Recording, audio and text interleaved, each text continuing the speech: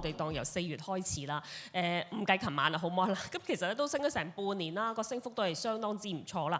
咁我哋第四季啦，第四季嘅策略係咪應該保守翻啲咧嚇？甚至乎係都唔好捱咁耐啦，不如我哋換馬嚇，或者止賺咗沽咗貨算咧？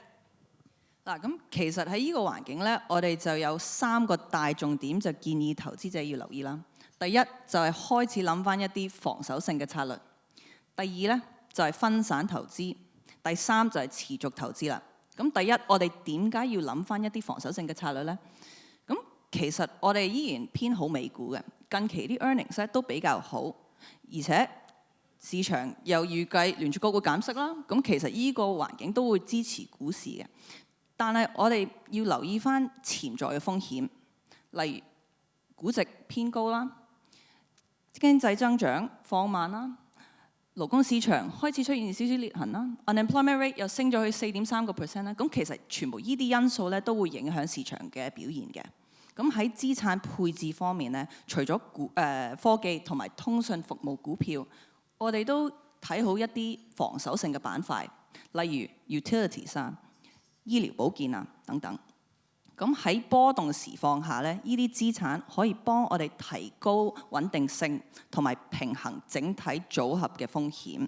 咁所以分散投資係非常重要。咁我哋建議投資者咧，就喺地區、行業、時績同埋風格上都做翻一個分散配置，咁先喺唔同嘅市場環境下得到一個穩定嘅回報。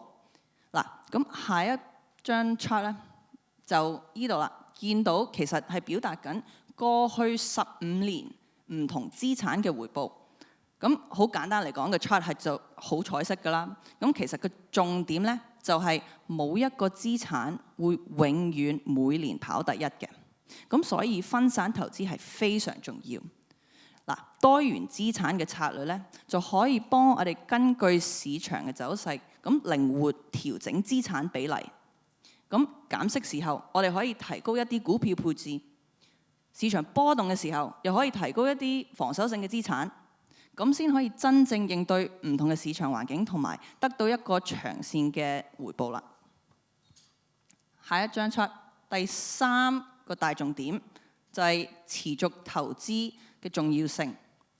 嗱，咁持續投資係一個比較穩定嘅策略啦。咁當然大家想喺低位買、高位放，但係現實係真係好難做到呢件事。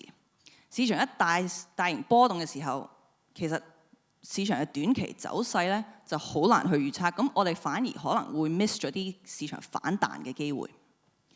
嗱，咁呢個 chart 咧表達緊過去幾次市場大型drawdown 嘅時候，其實1、3、5、10年回報都好快反彈啦。咁所以持續投資咧就可以幫我哋分散投入市場嘅時間風險啦。咁加上利用一啲主動嘅管理策略，利用啲專業團隊幫我哋根據市場嘅變化作出一個調整，咁先可以真正應對唔同嘅市場環境啦。